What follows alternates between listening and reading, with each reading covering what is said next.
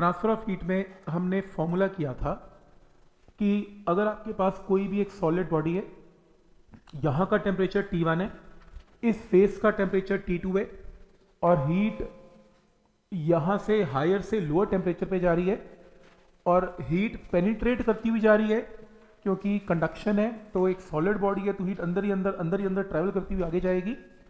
कितनी हीट जाएगी उसका फॉर्मूला है कि थर्मल कंडक्टिविटी का कोफिशिएंट, एरिया ए, टेम्परेचर का डिफरेंस, बड़े में से छोटा temperature into time upon length.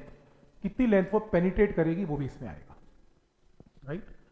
इसके ऊपर हमने एनसीईआरटी के न्यूमेरिकल स्टार्ट किए थे और एनसीईआरटी के न्यूमेरिकल्स में दो क्वेश्चन हमने ऑलरेडी कर लिए थे, दो क्वेश्चन हमने किए थे।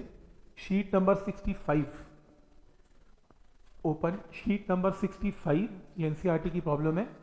इसमें क्वेश्चन नंबर 1 और 2 हमने शायद लास्ट टाइम कर लिया था, हमने क्वेश्चन नंबर 3 से स्टार्ट करना है।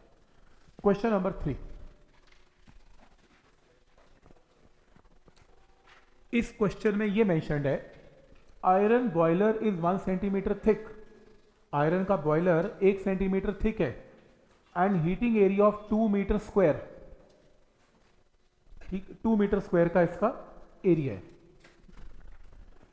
तो नेक्स्ट है the two surfaces of the boiler are 234 and 100 degree Celsius.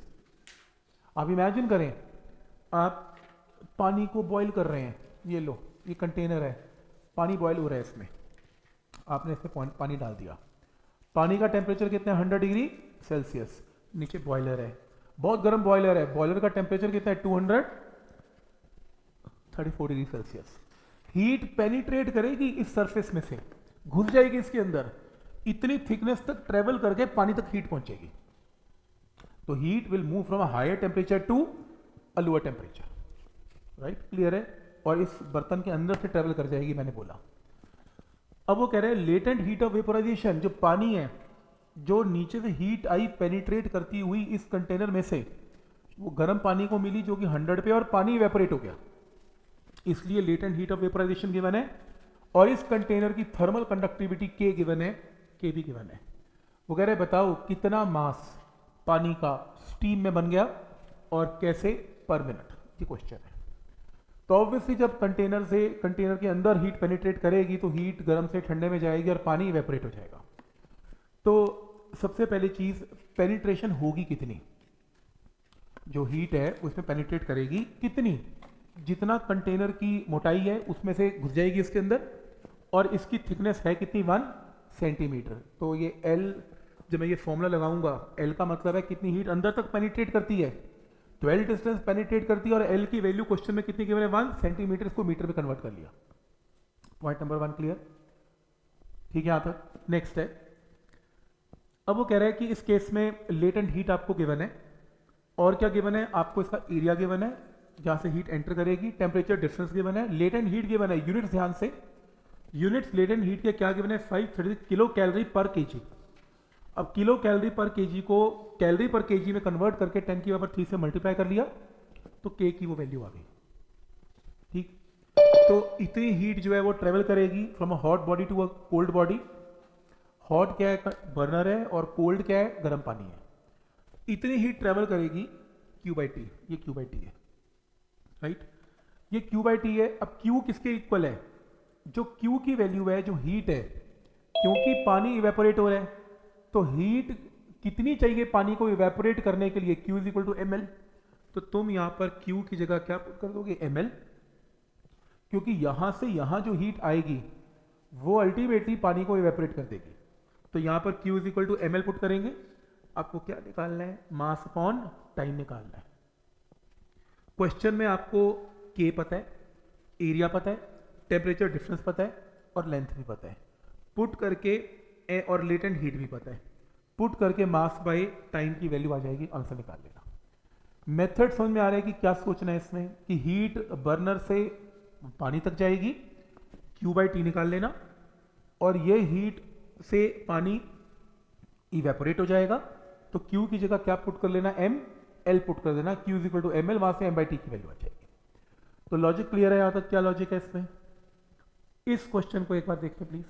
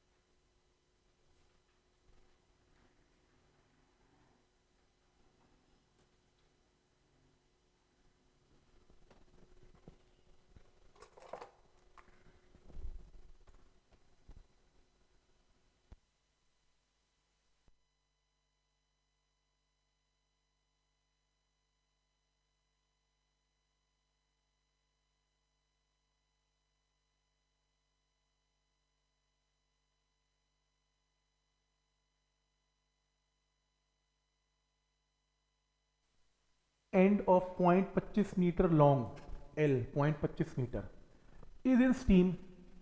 तो स्टीम का मतलब 100 डिग्री सेल्सियस और दूसरा water sorry ice at 0 degree Celsius. तो एक रॉड है 100 और 0 के बीच में। अब इससे पता लगता है हीट कहां से कहां मूव करेगी, 100 से 0 डिग्री सेल्सियस मूव करेगी। तो हीट मूव करेगी और इससे आइस क्या हो जाएगी, मेल्ट हो जाएगी। आइस कितनी मेल्ट हो रही है, 12 ग्राम ऑफ आइस मेल्ट हो रही है पर मिनट।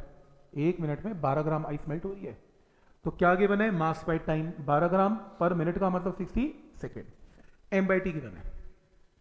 मैंने ग्राम को केजी में कन्वर्ट कर लिया, मर्जी है नहीं भी करोगे तो हर चीज ग्राम में रख लेना, फर्क नहीं पड़ता, पर मैंने केजी में कर लिया। तो इतना मास मेल्ट हो रहा है पर यूनिट टाइम।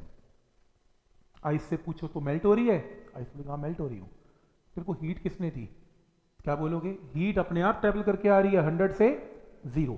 तो जो हीट ट्रेवल करके आएगी वो किसके इक्वलेंट होगी, Q is equal to M L, क्योंकि जो आइस है उसको मेल्ट करने के लिए हीट रिक्वायरमेंट कितनी है, Q is equal to M L. तो एक काम करते हैं, इतनी हीट ट्रेवल कर रही है per unit time, Q by T का फॉर्मूला हमें पता है, के ए टेम्परेचर डिफरेंस 100 माइनस 0 और कितना डिस्टेंस ट्रेवल करेगी, लेंथ कितनी है 0.25 मीटर। अब ये जो हीट है वो किस फॉर्म में दिखेगी, Q is equal to M L, क्योंकि आइस को मेल्ट करने के लिए हीट रिक्वायरमेंट कितनी है, एम एल। तो यहां पर Q is equal to M L. आपको m बाई टी की रेशियो तो पता है, मास अपॉइंट टाइम पता है, आपको लेटेंट हीट पता है, कैलोरी पर केजी में कन्वर्ट कर लेना, क्योंकि सब कुछ केजी एसआई में कर रहा हूं मैं। लेटेंट हीट गिवन भी है इसमें, कितनी गिवन है, 80 कैलोरी पर ग्राम। क्योंकि मैं हर चीज केजी में कर रहा हूं तो लेटेंट हीट को भी मैंने कैलोरी पर केजी में कर ली। अगर मैं हर चीज ग्राम में रखता तो फिर हर चीज इसको भी ग्राम में चलने देते। इज इक्वल टू के coefficient of thermal conductivity question में निकालना है। टेम्परेचर डिफरेंस पता है, एरिया भी पता है और ये डिस्टेंस भी पता है। सॉल्व करके क्या आ गया, के की वैल्यू आ गई। मेथड समझ में आ रहा है कि लॉजिक क्या है। एक ही फॉर्मूला यूज हो रहा है, ये वाला फॉर्मूला। इस फॉर्मूले को Q is equal to M L की फॉर्म में कन्वर्ट करे जा रहे हैं। क्या है लॉजिक क्लियर है यहां तक। इस क्वेश्चन को एक बार जरा देखें कि क्या क्वेश्चन है।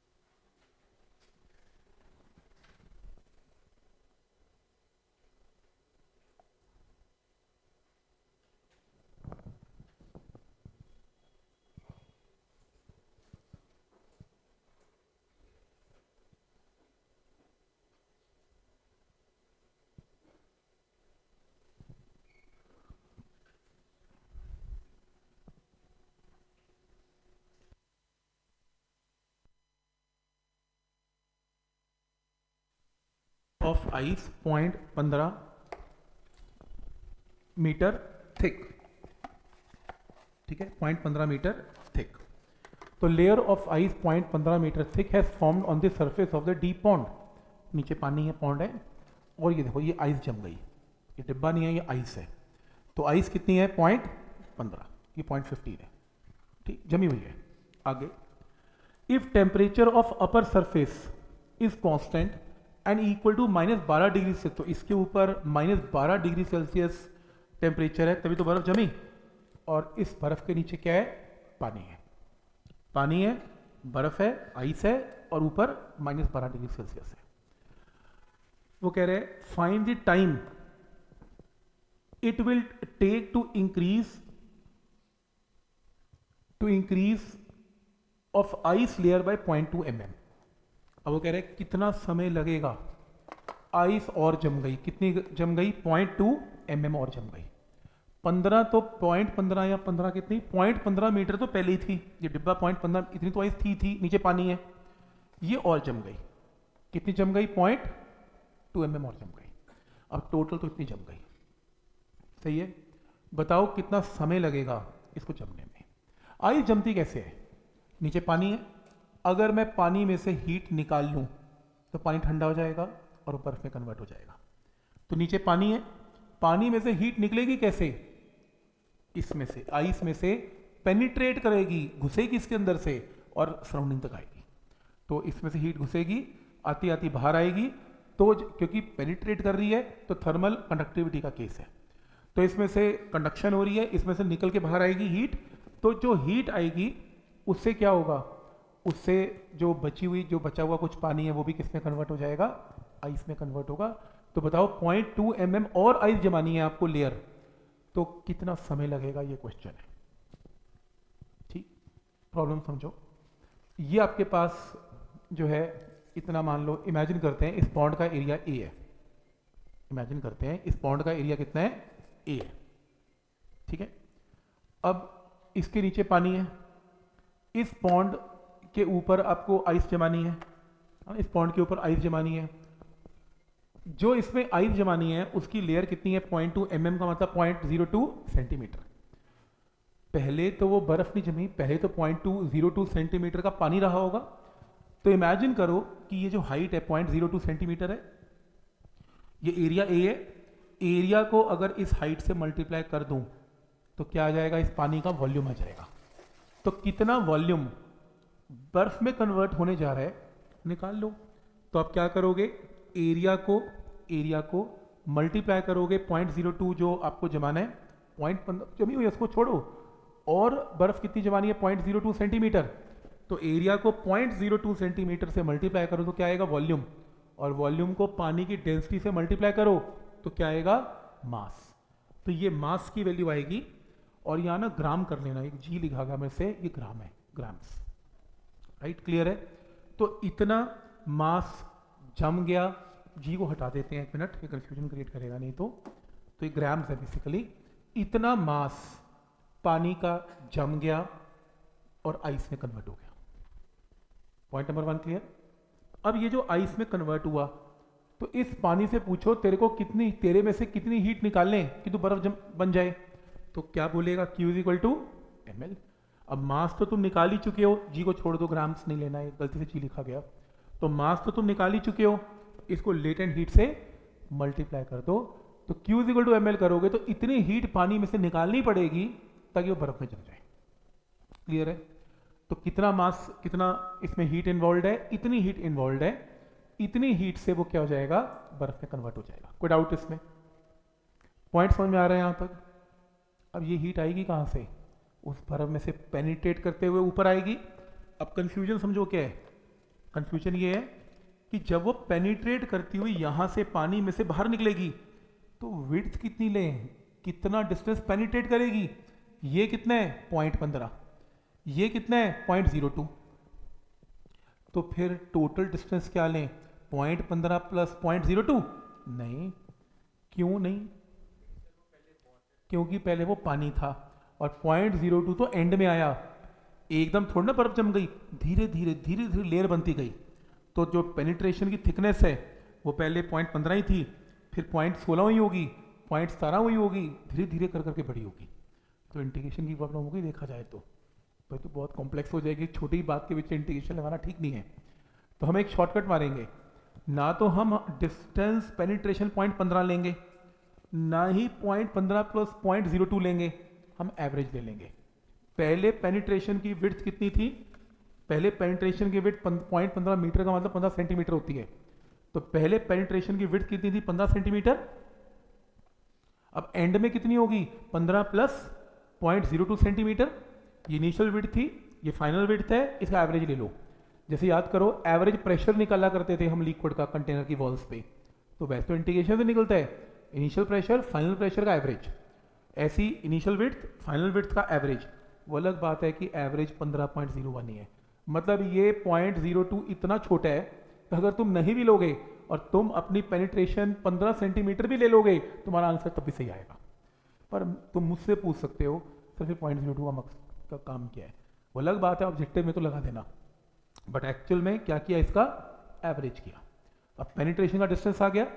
थर्मल कंडक्टिविटी की वैल्यू K आपको ऑलरेडी पता है, थर्मल कंडक्टिविटी पता है, तो मीटर को मैंने सेंटीमीटर में कन्वर्ट कर दिया, वो अलग बात है। तो कितनी हीट पेनिट्रेट हो गई? इतनी हीट पेनिट्रेट हो गई। इस हीट पेनिट्रेशन में, इसको छोड़ दें, कितनी हीट चाहिए? उस आइस को बनने के लिए हम ml तो निकाल ही चुके हैं, Q is equal to M L put कर दो। Q is equal to M L में K आपको पता है, एरिया A ले लो, A से A तो वैसे भी कैंसिल है, डेल्टा T बड़े में से छोटा टेम्परेचर, बाहर का टेम्परेचर -12 है और ठंडे पानी का 0 है, और टेम्परेचर डिफरेंस मैग्नीट्यूड लेना होता है, कितना आएगा 12। T टाइम में बर्फ जमी तो टाइम हमें निकालना है, और पेनिट्रेशन मैंने निकाल दिया 15.01। सॉल्व करके समय निकालना, इतने समय बर्फ जमेगी। तो आइडिया समझ में आ रहा है कि लॉजिक क्या है इसको करने का, ठीक समझ में आ रहा है यहाँ तक कि कैसे, मतलब अल्टीमेटली किया कुछ नहीं है, अल्टीमेटली ये सेम फॉर्मूले को वापस से Q equal to M L put किया है और मास एरिया की फॉर्म में निकाल के एरिया से एरिया क्या करवा दिया, कैंसिल। ठीक है यहाँ तक? तो लॉजिक समझ में आ रहा है कि क्या इसमें क्या लॉजिक यूज कर रहे हैं। ठीक, इस क्वेश्चन को देखना प्लीज।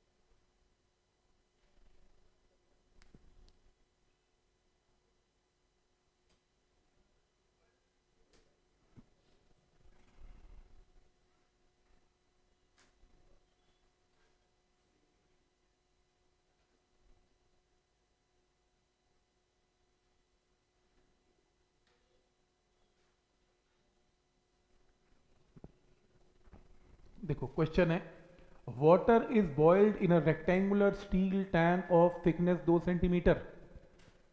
ठीक है, मैं फिर से जरा अपना बर्तन ले आऊं, हमें तो करना है बर्तन के साथ यार। ये रहा, वाटर को बॉईल करना है तो पानी इस कंटेनर में डाल दिया। इस कंटेनर की थिकनेस, कितना मोटा कंटेनर है जिसमें हीट पेनिट्रेट करेगी, वो कितनी गिवन है, 2 सेंटीमीटर है। तो ये हीट यहां पेनिट्रेट करेगी 2 सेंटीमीटर, कोई डाउट इसमें? सही। Next, and by a furnace, नीचे फर्नेस लगा दी। Due to vaporisation water level falls at a steady rate of 1 centimetre in 9 minutes. पानी पड़ा था, पानी यहां से फर्नेस से हीट थी, काफी हाई टेम्परेचर था, पानी इवेपोरेट होना स्टार्ट हो गया और तुमने देखा अंदर पानी था, वो 1 सेंटीमीटर नीचे गिर गया। पानी दिख नहीं रहा तुम्हें, मैं दिखा रहा हूं मेरे हाथ से, पानी 1 सेंटीमीटर नीचे गिर गया और कितना, 9 मिनट में। क्वेश्चन है, calculate temperature of the furnace. बताओ नीचे फर्नेस का टेम्परेचर कितना है, तुम मुझे ये बताओ पानी का टेम्परेचर कितना है, गिवन नहीं है। पानी का टेम्परेचर कितना है, 100। भाई वो कह रहा है पानी इवेपोरेट हो रहा है, इसका मतलब पानी उबल रहा है तभी इवेपोरेट हो रहा है, तो पानी का टेम्परेचर कितना है, 100, और नीचे का टेम्परेचर तुम्हें निकालना है। तो पानी इवेपोरेट क्यों हो रहा है, क्योंकि हीट यहां से बर्तन में से निकल के पेनिट्रेट कर करके बर्तन में से पानी तक पहुंच रही है। बर्तन की थिकनेस तो कितनी है, 2 सेंटीमीटर है, पर पानी कितना गायब हो रहा है, 1 सेंटीमीटर। ध्यान से, अब ये इंपॉर्टेंट है, पानी का लेवल कितना गिर रहा है, 1 सेंटीमीटर, तो पानी का मास कितना उड़ गया, ये पानी का वॉल्यूम कितना उड़ गया, 1 सेंटीमीटर पानी तुम्हें दिख रहा था यहाँ पे अंदर, इसके कहीं भी 1 सेंटीमीटर, यहाँ पे 1 सेंटीमीटर। एरिया मान लो कंटेनर का A है, तो वॉल्यूम कितना है, एरिया इंटू 1 सेंटीमीटर, पानी का वॉल्यूम उड़ गया।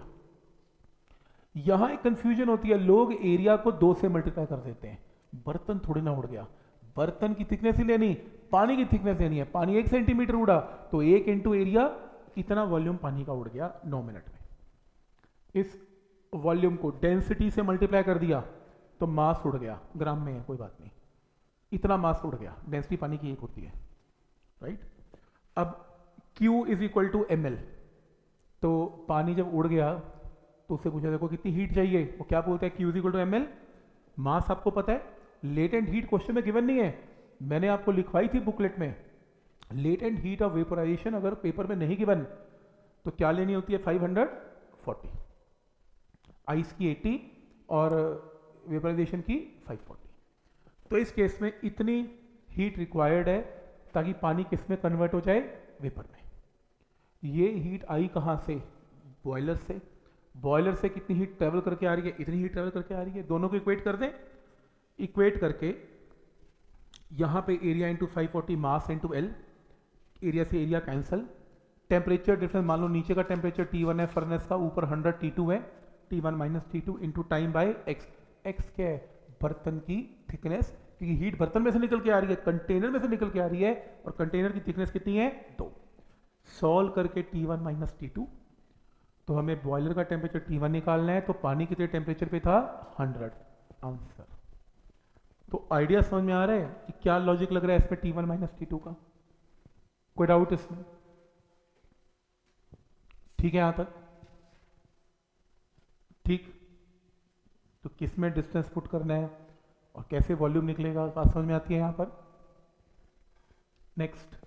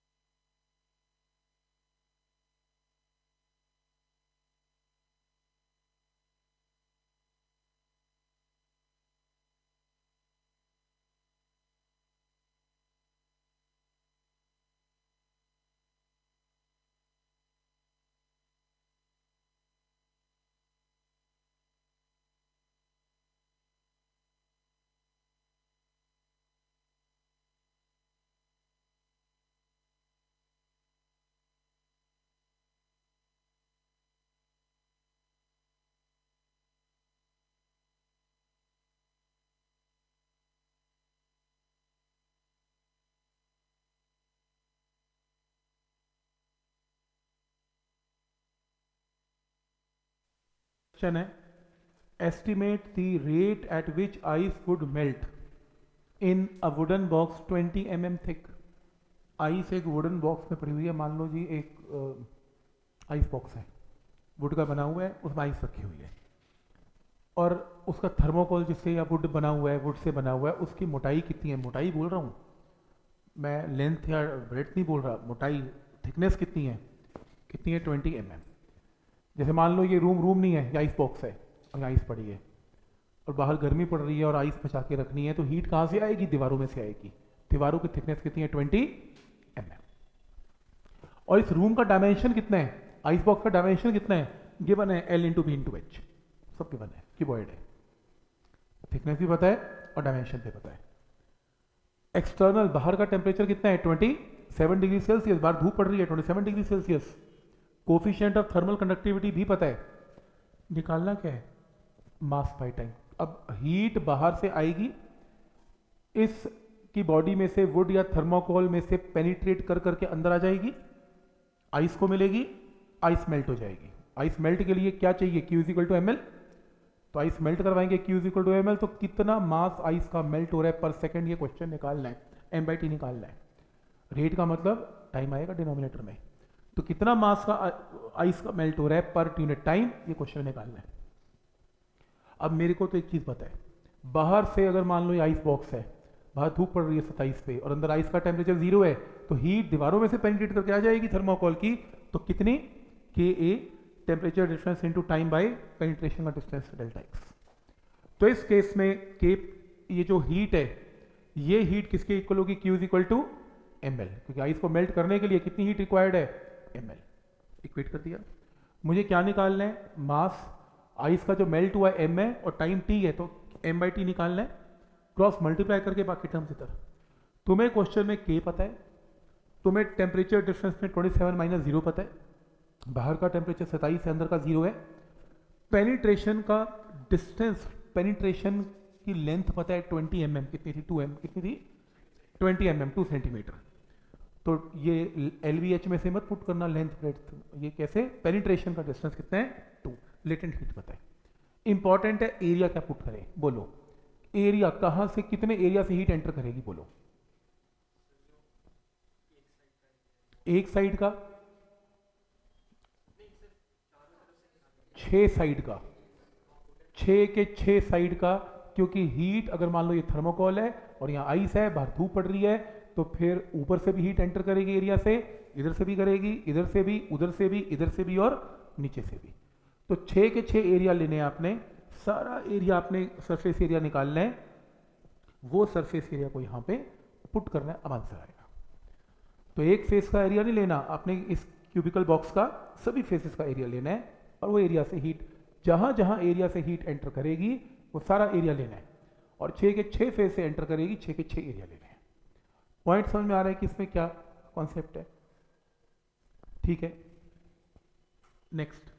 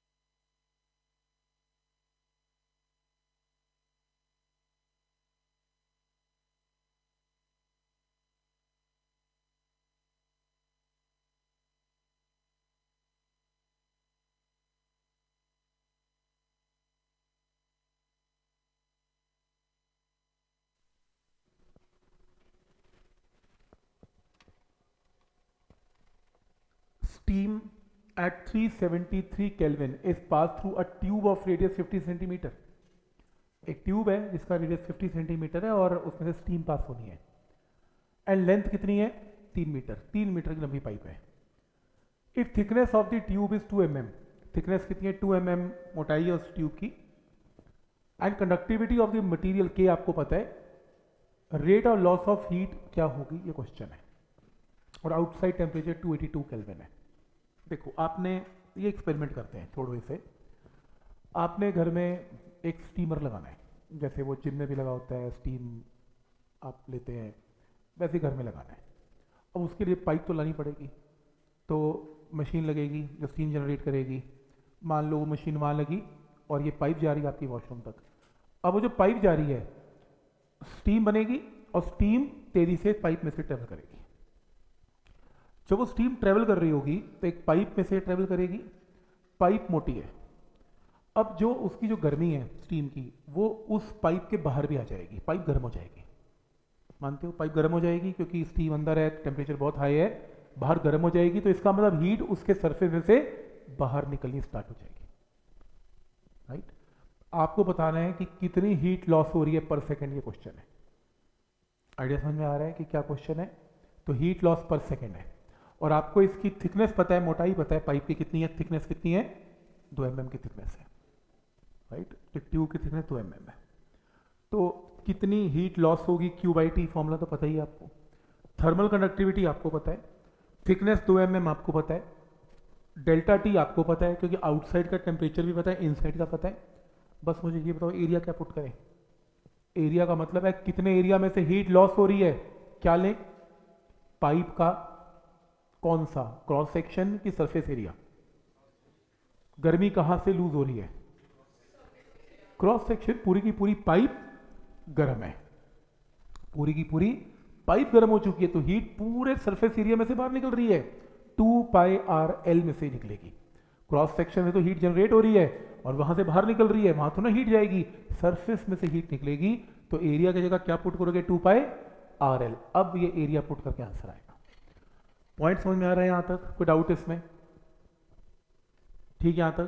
तो ये आई होप ये पॉइंट समझ में आता है कितनी हीट लॉस हो रही है। ठीक है, next.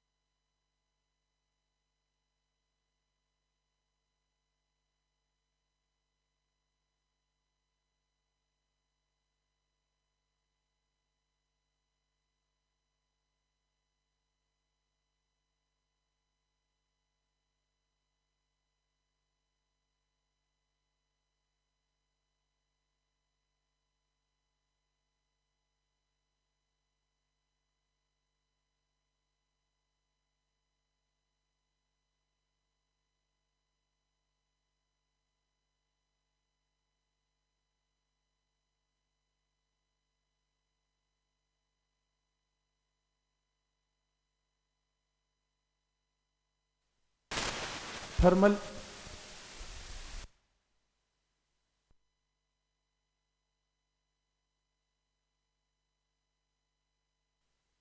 Thermal conductivity of copper is 4 time that of brass.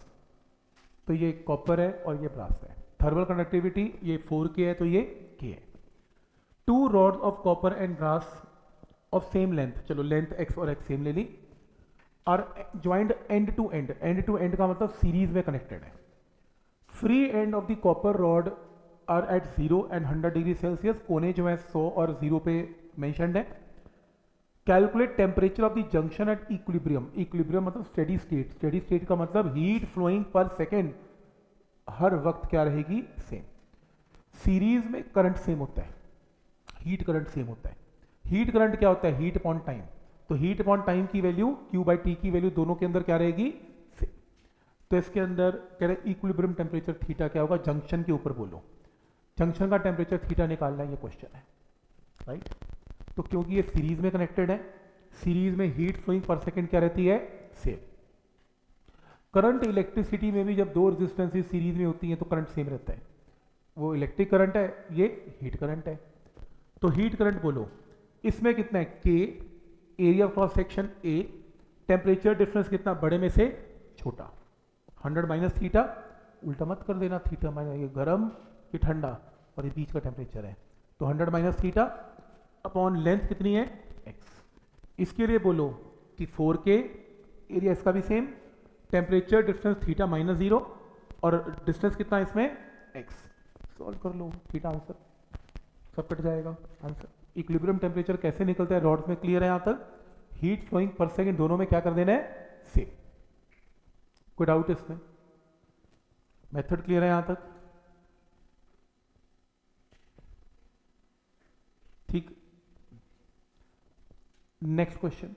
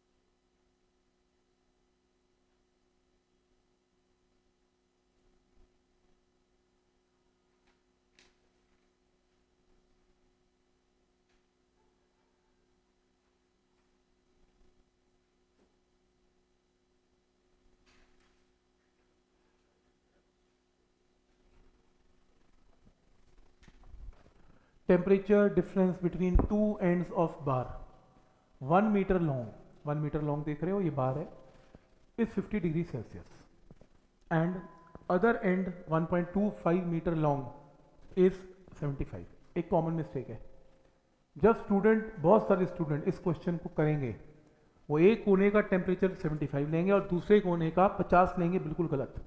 उसने बिल्कुल नहीं कहा कि फ्री एंड्स का टेम्परेचर 75 50 है, उसने कहा टेम्परेचर डिफरेंस 75 है। टेम्परेचर डिफरेंस का मतलब यहां का और यहां का डिफरेंस 75 है, यहां का और यहां का डिफरेंस 50 है। तो क्या क्वेश्चन है, find ratio of coefficient of thermal conductivities. क्योंकि सीरीज में कनेक्टेड है एंड टू एंड, और अगर सीरीज में कनेक्टेड है तो हीट अपॉन टाइम की वैल्यू क्या रहेगी, सेम। हीट अपॉन टाइम का फॉर्मूला क्या है, इस रॉड के लिए K1, area A, temperature difference सीधा 50 पुट कर दो, क्योंकि वो आपको T1 माइनस T2 ऑलरेडी दे ही रहे 50, और लेंथ कितनी है 1।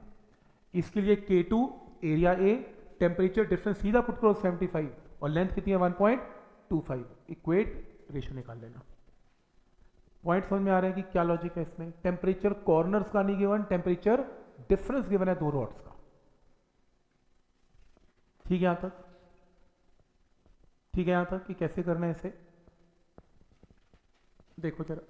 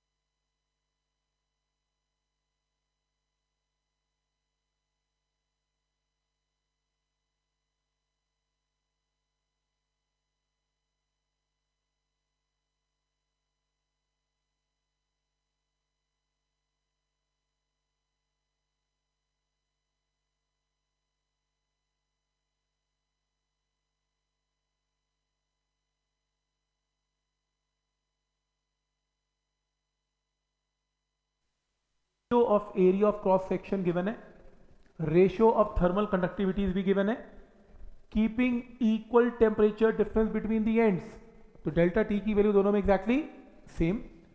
तो rate of conduction of heat are equal, rate of conduction of heat क्या होता है, Q by T, heat flowing per second भी सेम है। आपको लेंथ की रेशियो निकालनी है, साफ बोल तो दिया heat flowing per second same है, तो क्यू बाई टी का formula K1 A1 delta T1 L1, K2 A2 delta T2 L2, delta T दोनों में सेम। L1 L2 की रेशियो निकालनी है, K1 K2 गिवन है, A1 A2 गिवन है, आंसर। पॉइंट समझ में आ रहा है कि क्या लॉजिक है इसमें। Next,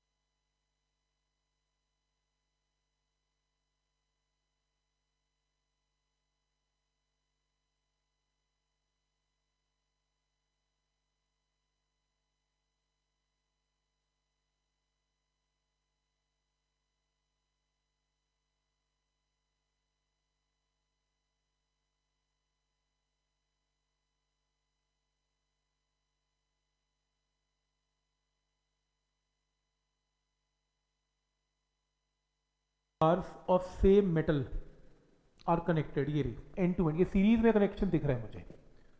length of first bar is half that of second, तो अगर इसकी लेंथ L है तो इसकी L/2 है। क्रॉस सेक्शन एरिया लेकिन डबल है, तो अगर इसका एरिया A है तो इसका 2A।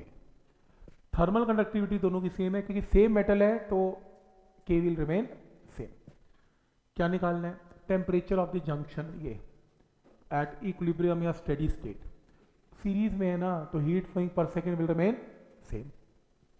हीट कहां से कहां जाएगी, 100 से 0 की तरफ, तो ये टेम्परेचर बड़ा, ये छोटा, ये सबसे छोटा, तो यहां से यहां टेम्परेचर जब डिफरेंस है, कितनी हीट जाएगी पर सेकेंड, के ए, टेम्परेचर डिफरेंस में 100 माइनस थीटा, और लेंथ में L।